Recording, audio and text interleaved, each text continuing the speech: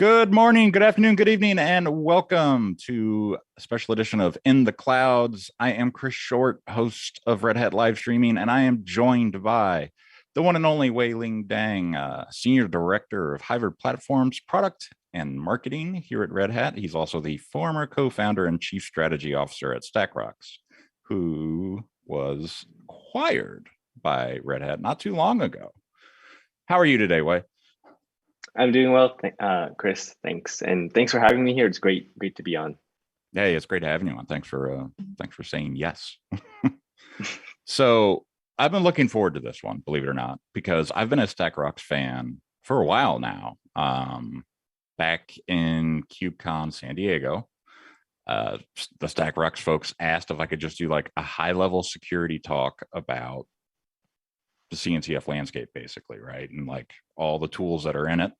And I really had an appreciation for StackRox because you didn't necessarily like make yourself so hard to replicate. Like you stayed Kubernetes native, right? Like somebody could have done the exact same thing you did potentially in a different way and still use those native components.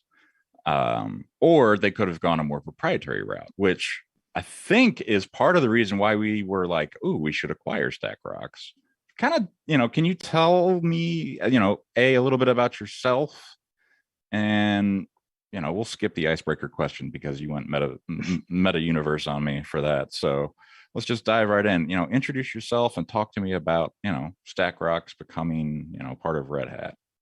Sure. I mean, so I was a co-founder at StackRox, and today I head up what we've rebranded the product as, which is Red Hat Advanced Cluster Security for Kubernetes, or ACS for short. Yes. And as you mentioned, I mean, one of the really key approaches that we took around thinking about how security should be handled in these environments is to go with what we called Kubernetes native. And what we think of as Kube native is about integrating with the existing security capabilities and controls that exist in Kubernetes, allowing users to utilize the same abstractions and constructs and primitives that they're already familiar with, but also extending those capabilities to address use cases across the entire lifecycle. So vulnerability management, configuration management, compliance, threat detection, all those things that give you sort of an end-to-end security platform from build to runtime.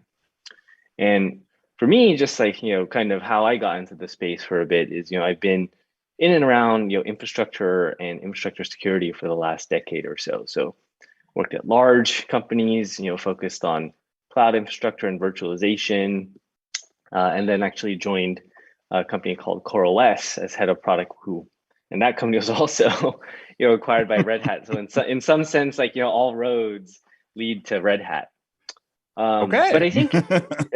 But I think if you went back like 5 years in the ecosystem, 5-6 years, and Kubernetes was still a little bit more nascent, there was a lot of interest and demand for starting to run cloud native technologies in production and for mission critical use cases, as you know.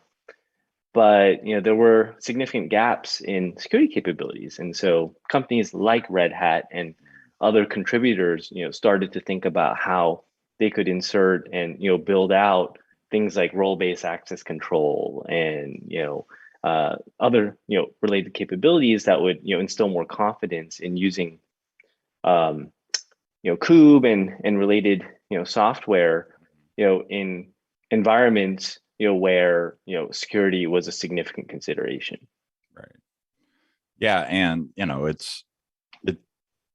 it's one of those things. Like I used to work in very restricted environments, and it was one of those things. If you didn't stick it, you weren't putting it on the network. So like there was this process of all offline until it went onto a network that was disconnected from the internet. So it's like, well, wait a minute.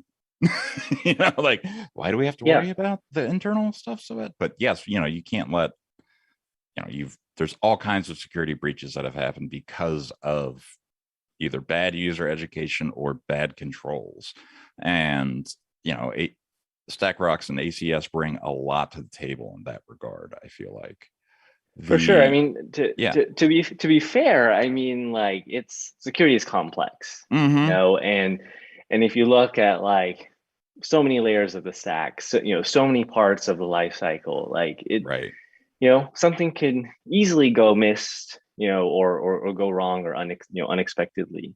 Hmm. And I know you want to talk about this, but this is where I think like getting more people into the mix, more eyes on a Yeah. particular topic can really help. But for us, I think the whole decision to go around Kube Native was to try to align with how the cloud native community was thinking about it, how Hmm.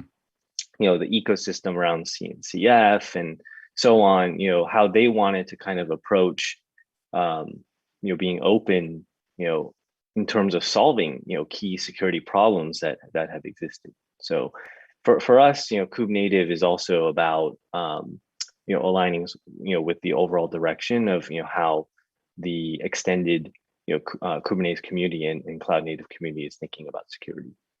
Right. And you mentioned security being hard. I mean, nowadays it's harder than ever. It feels like, if you have watched the headlines from 2021, it's either been coronavirus or ransomware, right? So it's one or the other, right? And we've got an executive order to talk about all manners of securities and safeties that are going to be put in place or should be put in place. But now we have NIST standards, we have a hardening guide from the NSA, we have the CIS benchmark, we have guidance to make the entire pipeline solid. Where does ACS fit in the pipeline, and where do you think people benefit the most from its capabilities? Sure, and to your point about cybersecurity being top of mind, I mean, I was just reading this morning about how like the president's meeting with CEOs of a bunch of tech companies, and Mm-hmm. trying to figure out sort of these pressing issues around cybersecurity that make it a more open dialogue, I think, Right. across the industry. But I think when it comes to sort of industry standards, I think one of the great things is that people have started to coalesce around this sort of set of best practices, when it Mm-hmm. comes to securing containers and Kubernetes and things like that. And you mentioned some of the organizations that have been publishing guidelines. And I do think if you kind of look at or read through those in detail, and I mean they they can make your eyes water a bit. I mean, Oh they yeah. get pretty, they get pretty, Oh yeah. they get really, they get really detailed. But I think if you kind of take a step back, I mean, there is a lot of overlap, between them. And I think what that signals is that there is, somewhat broad recognition or fairly broad recognition that, there's a set of, common methodologies or, controls or things people should really think about getting started with. And now, look, there's a lot. Like if you look at, say, the CIS benchmarks, I Mm-hmm. mean, there's like hundreds of checks or something like that, right? Oh And yeah. so I think how ACS fits in is in two ways, which is, and I think it fits in with how someone might approach tackling these things. Like one is like you can't try to get, hundreds of things out of the box yourself. And Right. so, No, not so possible. I think one is like think about where you start. And I think, the starting point for nearly every organization or end user is typically like with build, like Mm-hmm. as you're building images, container images, like how do you think about securing them, how do you prevent vulnerable software from entering your environment? Those are like that's like the low hanging fruit, I think that exists for people to start with. And then how ACS enables that is we give you a more turnkey experience in terms of automating those checks and providing those by default out the box. Like our whole philosophy is like we want to make these environments secure by default, Right. and that's not to say that it takes away your choice of how Right. you might want to customize or meet like specific needs of you know your applications or your environments or your organization, no policies, but we want to give you like a reference point to start with. Otherwise, like I said, it's like you start with these manuals effectively, and you're just like, how do I actually go Yeah. about this? It's impractical in most cases. Right. Yeah. And so this kind of brings us to the intersection of automation, which to me means DevOps, and security, which means DevSecOps. and containers, and kind of like the two intercept pretty hard and fast nowadays. But where can people find actionable places to start injecting in their pipeline, right? Like not just at container build time, right? But like making that repeatable is also very important too, right? Sure. And I'd be curious for your perspective. I mean, I think for me, like, sometimes I think about this in terms of like there's the abstract, and then there's a very practical. Like, I think, conceptually, like there's so much, that in terms of how containers and DevSecOps can complement each other. In the sense that, like, okay, it's like developers and DevOps teams are the ones who are, really driving the usage of containerization. And, with DevSecOps, you want to shift left and have, those individuals, start to think about security early in the life cycle anyways. And then Mm-hmm. there's like the properties of containers. It's like, they're meant to be declarative. You Right. can kind of specify and scope down what, a given container is supposed to do. And that also helps security, right? Mm-hmm. And makes it easier for, people who are, more targeted in terms of how they're operating, for a given application to actually, understand what security controls need to be, assigned to a particular, or applied to a particular application. I Right. think practically, like, where, it makes sense to sort of start with injecting security controls is, as you're building, I would even say even before you're building images, Mm-hmm. like I like talk to people and I'm like, hey, think about like what registry you're going to allow, Yeah. image pulls Inbounds. from, Yeah, like exactly. make sure it's like a trusted registry, like either your own or like from a reputable vendor. I mean, and look, Right. even public, image repositories from, large vendors still have backdoored images on them. Right. Like you read Yeah. these things. You hear about it kind of on and off throughout the year. It's like, oh, well, if that little Node.js package had something, then that means this container everywhere had something. So Yeah, yeah, and like it's I, scary out there, right? well, it's like everyone's going after, crypto jacking and cryptocurrency mining, Chris. I For mean, like you now. hear about for now, yeah. I mean, you hear about these like large scale campaigns, that like, Yeah. Microsoft and others publish about. So, but anyways, like, I would say, like, where can you start? It's like, when you hook up a registry, when you maybe Mm-hmm. you decide to set up a private registry. It's also, um, for your base images. Yeah. It's like even before you build, it's like for your base Right. images, like, What is are it you from a choosing reputable? there? Yeah. Yeah, is it from someone like Red Hat, who's a, Mm-hmm. trusted, reputable vendor? Like, do you have the source code for that base image? Like, all those things. So I think, like there are definitely ways to build in good security, approaches and hygiene, like even before you start building. And then once you start building, I think, hooking into, and taking advantage of automation via, integrating with the CI/CD pipeline, Mm-hmm. often makes sense. And so that could be doing configuration checks. It could be, scanning for vulnerabilities. We put out, about a year ago, actually nearly a year ago, this like open source tool called Kubernetes, which is Oh like, yeah. I love that tool. yeah, it's like, developers are like working with their Helm charts and YAML files, and, maybe they misconfigured something. So we'll Right. help It run a happens. check on it. It happens for sure. Like, you're busy, you're like, you're doing a bunch of things, and, maybe you miss this configuration. Like, and so that's how ACS, or, Stack, sort of, our open source project, Kubernetes, or, whatever Mm-hmm. else in terms of how we support, um, across our product portfolio. That's how, we can, help end users kind of avoid some of these problems. Yeah, and I'll just read the about real quick for Kubelinter. Kubelinter is a static analysis tool that checks Kubernetes YAML files and Helm charts to ensure the applications represented in them adhere to best practices. So there's some best practices baked into this tool, scans the files that you're trying to load into Kubernetes, and you can then, double check that what you're doing is actually good or going to open up some backdoor that you're not aware of. Like the amount of automation that I think you can insert for containers nowadays is vast, right? And Kubernetes is just like, just make sure your stuff's good and put it in the repo type thing for me, right? Like constantly check those files for new rules, because I mean, you just had a release yesterday of Kubernetes, so it's good stuff.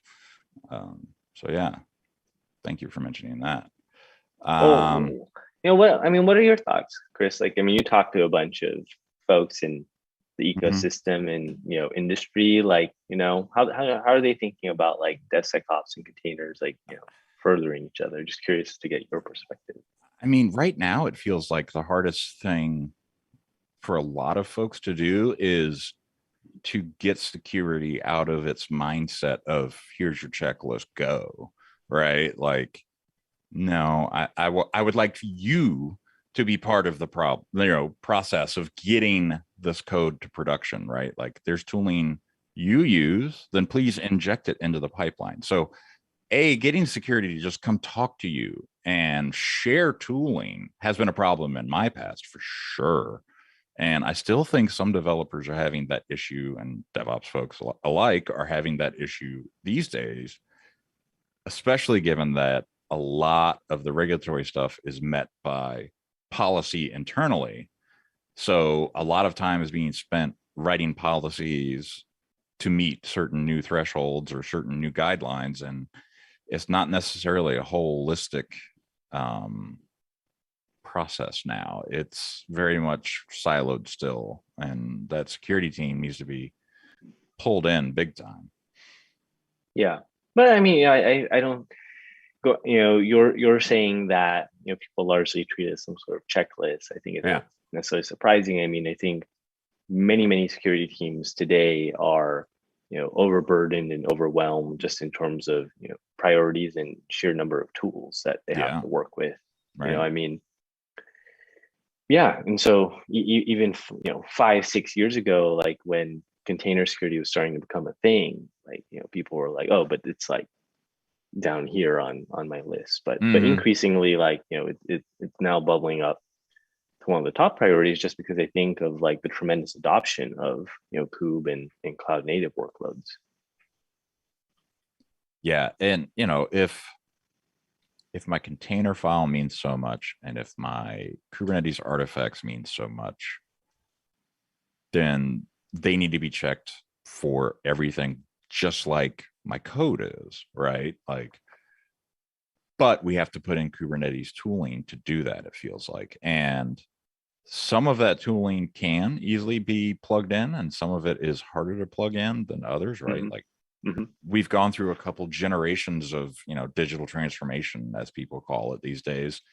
um like there's still the legacy tooling that folks have to have. There's some newer stuff, and then there's some cloud native stuff, and like making that pipeline the same for everybody is hard. um so that, I mean, having the pipeline first is step one, I feel like, and then plugging everyone and everybody into it is step two. If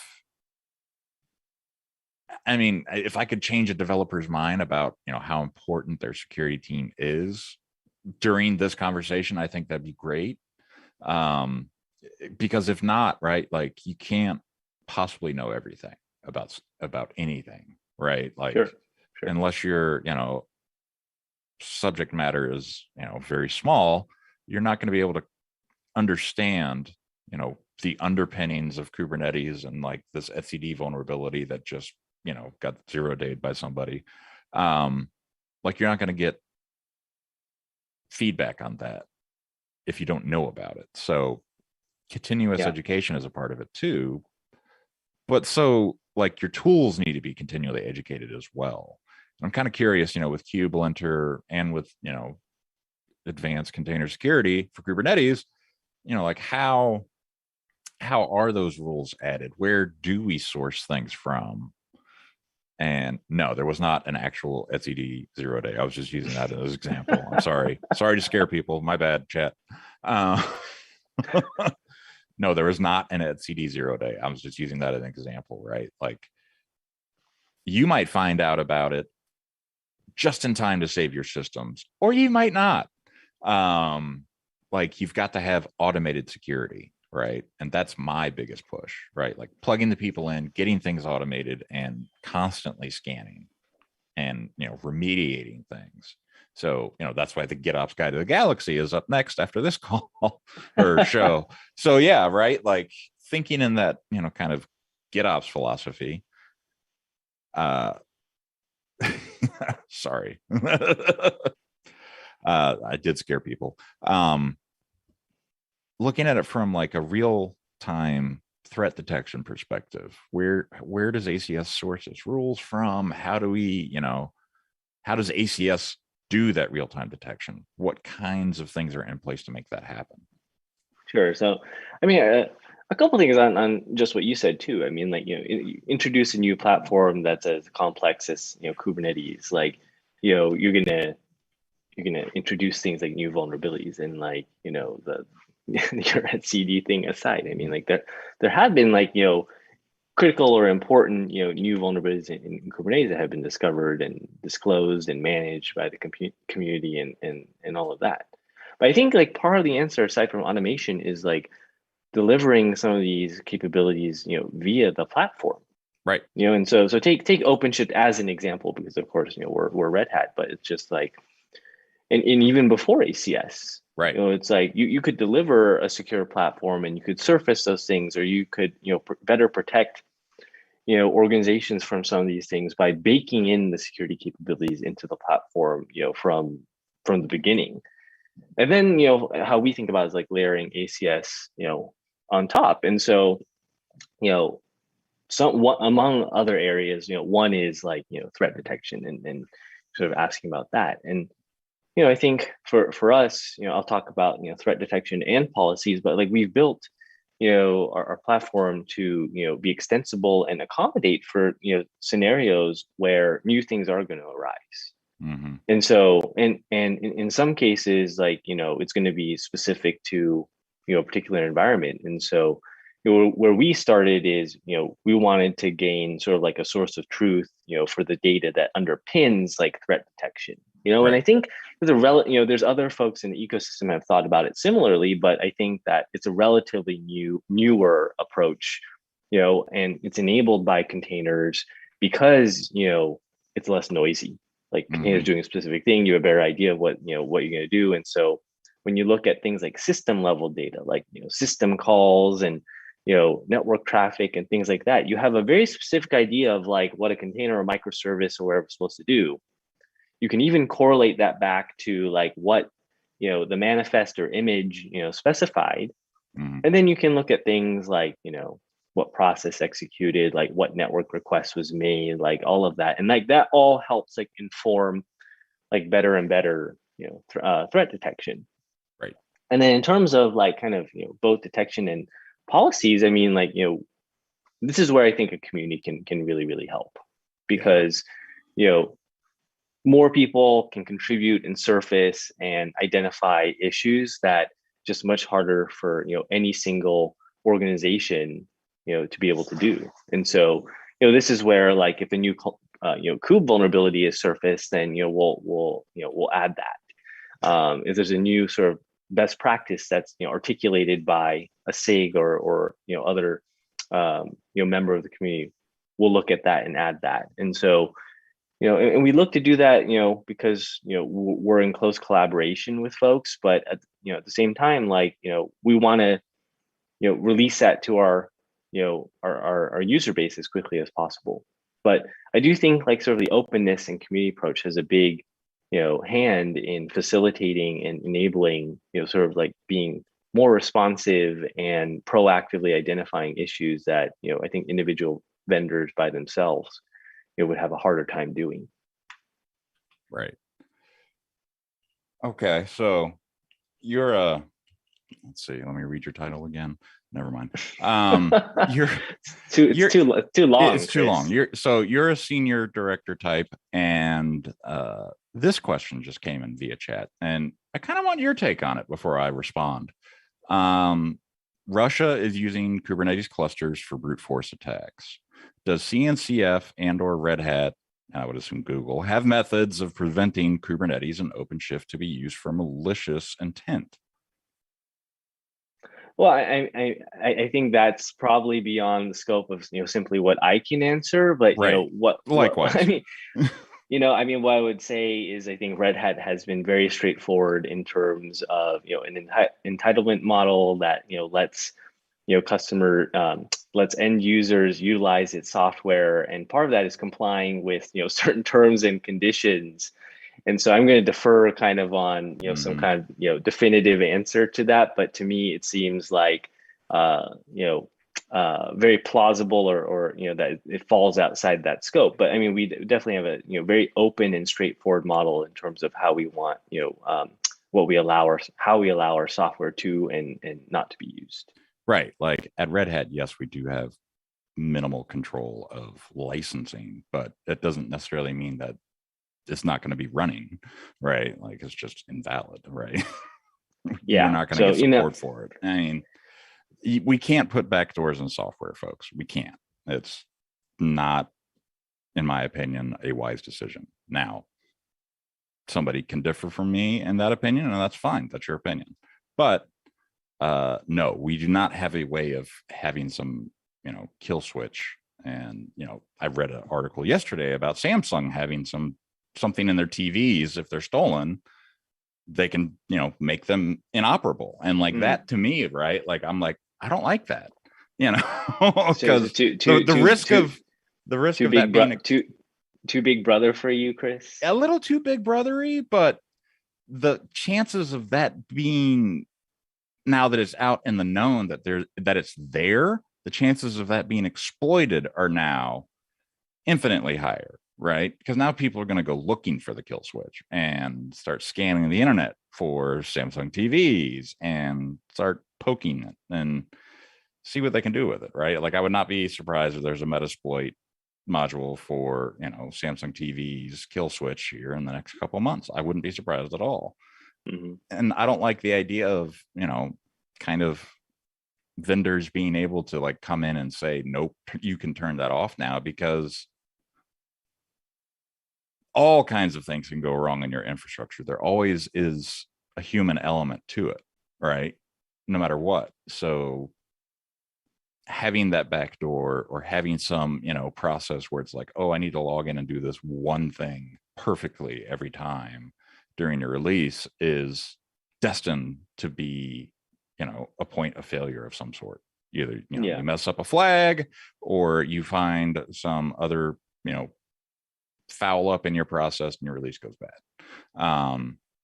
Well, this is where I tend to think. I mean, like, timing and transparency are not inconsistent with each other. I mean, Mm-mm, like, think about vulns and exploits so mm-hmm, you understand the threat vector. I mean, there's a reason why, like, those need to be embargoed sometimes, right. but the intent is, you work with, whoever there, like, relevant stakeholders to come up with a solution, and then you be thoughtful about how you disclose it, Right. and at least for Red Hat and the broader CoOp community with like their product security committee and things like that. I mean, I think people have been very thoughtful about how they've approached new issues, at least in this software platform. But yeah, I mean, going back to how things are used, this. But I also think, like, Red Hat's been thoughtful about how we try to historically, made software available for use, and which uses and things like that. Um, yeah. So if yeah, here's a good question for you. Just came off my head. If you were about to sit down with some new hire at XYZ company and they were on the security team, what would be some of the things you would talk to them about as a, fresh infosec person, right? Like what would Sure. be some of your top talking points there? Well, it's interesting because I think the first thing that stands out is you kind of said, like, infosec, right? Mm-hmm. And for me, like, with new hires, everyone, I think largely wants to understand kind of like what's the vision? Like, what are we trying to, the bigger thing we're trying to do here, aside from, the next feature or like the next sprint or whatever it might be. And I think, the vision is really to change how security is operationalized. Like, Mhm. the fact that someone may think of it as infosec, I think reflects something, because I Mhm. think in these environments you can't be thinking of it as some kind of silo, and it's not Right. really just infosec. It's, we talked about DevSecOps, but it's really sort of like organizationally you need like a culture, and you need to build that muscle of like, how you think about security differently. And so that's actually what I would probably spend, most of my time talking about, which is just like, you know, for containers, for kube, for cloud Mhm. native stuff, like, microservices, like, what does security look like? Like, how is it, actually different? And what's the opportunity there to actually build better security? You know, Right. and then again, there's like, you can talk about it like conceptually, but I think, we're really making that happen via, an actual platform that, you know, many organizations are running today. Mhm. Um, but I think, new hires that, they kind of get like the bigger picture, and they want to, get a sense for, or it's like, hey, like, what do you think about this project? Like, there's this, latest open source project. Like, what are your thoughts? Do you think we'd integrate with it? Like, do you think we could, build on that? Like, how would we fit in? And I mean, I think that's great. Like, the fact that, you could look at the ecosystem today and point to so many different security related projects that address, many different problems, I think is a testament to like how the community has like innovated in that area, in it, in a space that has historically, as you have pointed out, like typically not been very open. Right. Yeah. And, some people think closed source tools are better because, well, they're closed and you can't see the code. Other people think open source tools are better because you can see everything in the open. Um, why would someone rather work with an open source project in Europe versus something closed source? Well, Keeping it's in mind more. that ACS is kind of going through that same process, right? Yeah. I mean, and I think that that's allowed us to kind of like look at it from both lenses. I mean, I think that, my personal opinion is that, openness, fosters more confidence. Like, and ultimately more, innovation and a better security posture. Like, you have diversity of voices and thoughts and perspectives. You have more eyes on something. You can, surface or think through, a security issue, more holistically, more comprehensively. Mhm. um, you can think about how you, go forward and build, in a way that, can benefit many organizations. And then the third is like just practicality, is like, more stable code, like, faster response time, like just because, you're not reliant on, a particular set of individuals. So I think it's this notion that like by being open, you can actually do more. Right. Um, I've also worked on my share of like closed source projects. And I think Mhm. where that comes in is just like, look, I mean,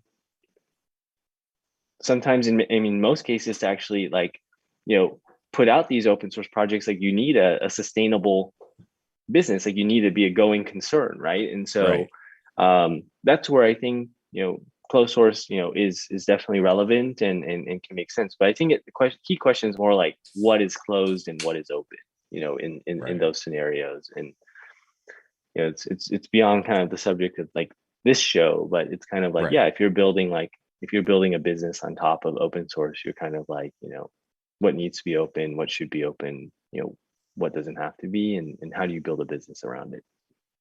Yeah, and that's kind of the hard part, right? Like building a business around an open source project is indeed difficult. Red Hat has shown success with that, but it's one of the few potentially. For sure. I mean, there are To- some others, don't get me wrong, but you know, Red Hat forged the way, I guess. I mean, potentially. Not trying to sound too bold here, but I mean, you mentioned that transparency does make a difference, right? So being transparent here, what gets you up in the morning? What's something that's you enjoy and look forward to in your day here at Red Hat? Well, or I just mean, in the first, community in general, right? well, Yeah. on that, that's easy. I mean, yeah, my kids get me up every morning. Like they Hmm. pull me out. They literally like, pull me out of bed sometimes. So I didn't mean physically necessarily, but yeah, that works, I guess. no, I mean, you know, we didn't talk too much about the acquisition, but I mean, like, I'm thrilled about kind of like what we're doing here, Hmm. with Red Hat, because I think the way forward for security for all things cloud native is this comprehensive like platform that gives someone an out of the box secure experience. Like I just it's just too much and too complex to figure out by oneself. And so I think you need a trusted platform and vendor like supporting you in kind of wherever you are in that journey to accomplishing stuff with cloud native software. And to me, I think that that's a mission that I find very impactful, and something that excites me. And in some ways I think like the vision for our team has not changed with the acquisition. I think we've been able to do more by teaming Right. up and joining forces with Red Hat. And so that's kind of how I thought about it. But I think we're still in the early innings of this sort of like huge shift, paradigm shift in terms of how security is handled. And I think Hmm. it's really like it was like the catalyst was kube and containers and sort of all these like technical innovations. But I think like the what's really going to be felt over the years to come is kind of like you know more time freed up, better security productivity, like all that stuff that's very, very hard to kind of, it's not as concrete as like Right. some kind of like technical advancement or something like that. Hmm. So, what are you excited about? Well, let me ask that question later. Um, what should we be thinking about for the future, right? Like we are in this cloud native space, we are consuming cloud services left and right. Some are SaaS based, some are actually like from big hyperscalers. What does the future of security look like to you, Yeah, I especially in mean, Kubernetes? I think CoOp security ultimately is not really about CoOp. Right. And the reason I say that is like, I mean, other people have said this, so I'm co-opting it, and I'm not Mm-hmm. claiming it as my own. But I think people have said like Kube is a platform upon which platforms will be built. And you Mm-hmm. started to see that, right? Like you started to see that with like service mesh, Istio, and like these Right. dependencies, in Kube, custom resources and everything like that. And Mm-hmm. so I think the way people like actually consume compute and sort of like the abstractions that they run like their apps on are going to be built on Kube, but like Kube's going to be kind of like you know lower in the stack, kind of maybe hidden away or abstracted away and things like that. And so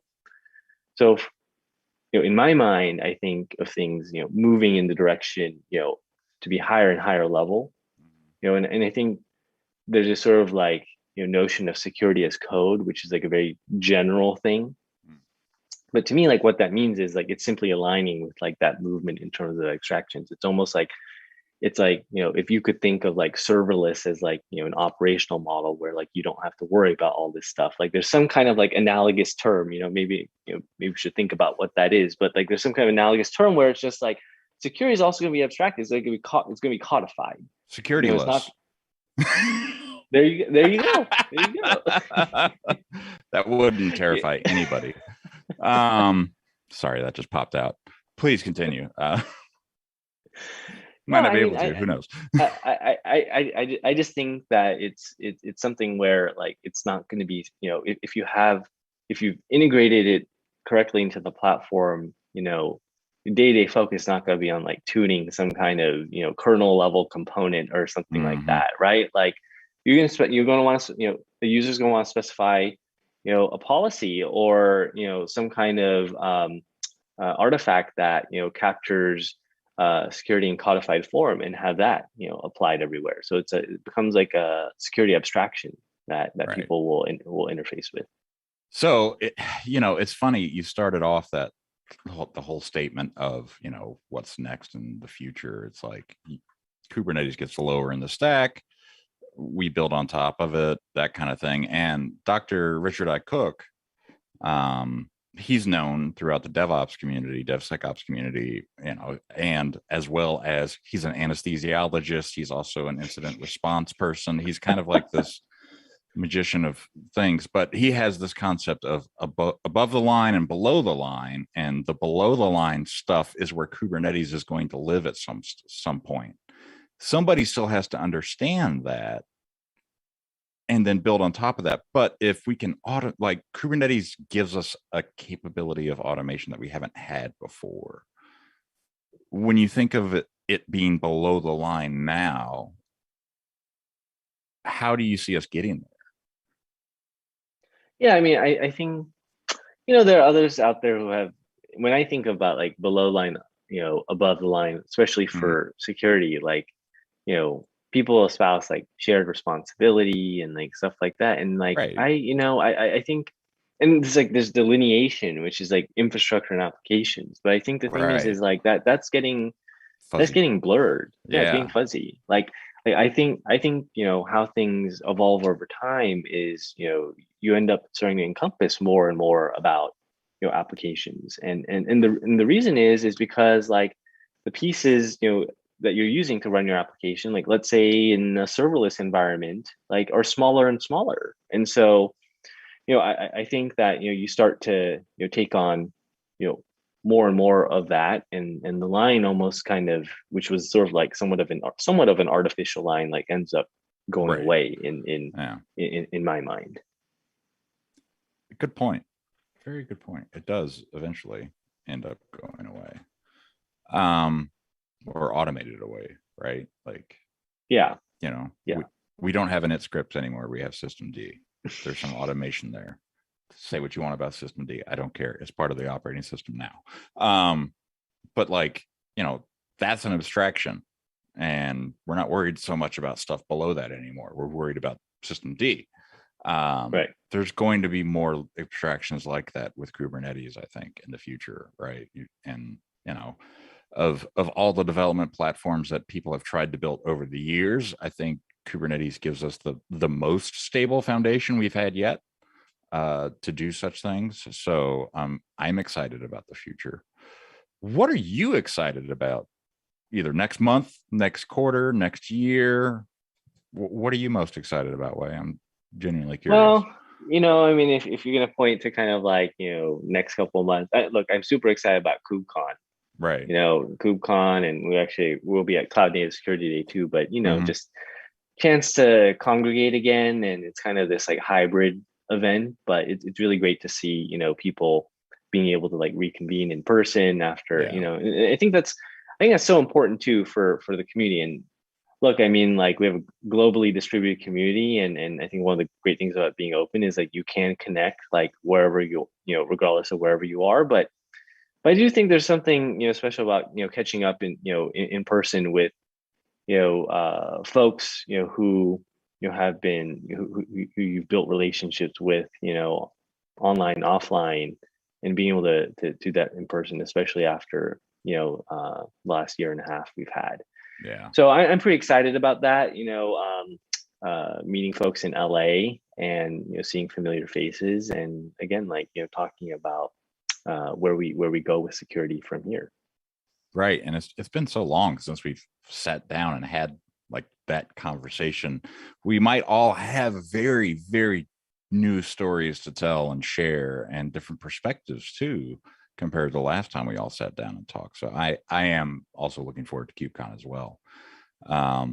Is there anything else you feel like, do you want to talk about cheesecake or not? I mean, we can, normally it's our icebreaker question, folks. So like we ask, cake or pie, is cheesecake a cake or a pie? Wei's answer is very, very, interesting, I think, but feel free to talk about anything else that you want to bring up. Well, I mean, since this is going to be recorded, Chris, I feel like I should get my response like just on the record. Just on record. Yeah, absolutely. I mean, first, cake or pie. I mean, like, someone with a sweet tooth asked, like, like why not both? Like, why the question? But yeah, I mean, so I'll leave it there. But on the cheesecake or pie thing, like I'm going with Alton Brown. Like it's definitely a pie. Yeah. Okay. Fair Like enough. I just say it like definitively like that. Okay. Drop the mic, walk off. Cheesecake is pie. And in my opinion, I'm kind of with you, right? Like, doesn't matter. No, not really. I'm going to eat it regardless. But yeah, it's, it's a thing. So, Wei, it's been great talking to you. Is there anything you wanted to mention about the roadmap for ACS or anything coming in the future product wise? Yeah, I I can't mean, think of anything off the top of my head. So, yeah. well, I mean, I will, I actually, since you give me the opportunity, I will take just a couple minutes because I think Sure. like, since the acquisition, a lot of people have asked like, where are you going? Like, how's the roadmap changed? How are you continuing to innovate? And so a couple things I'll point to, like just on, things we've been delivering since the acquisition happened, which was in February. We have blogs and resources, available about this, but I think like, it's been great to see us, put out, certain capabilities that allow us to tie more into the OpenShift portfolio. Right. We have a ACS operator, we have, vulnerability scanning certification for ACS now, integrations with parts of OpenShift. So things like, compliance operator integration and things like that, that will give you more seamless and consistent experience across OpenShift and ACS. And of course, that also, I'd be remiss if I didn't mention that ties into OpenShift Platform Plus, which is, it's a new bundled offering that ACS is a part of. From a roadmap perspective, I think there's many things to highlight. I think one area I just want to call out as an area that we'll continue to build into is managed services. So Yeah.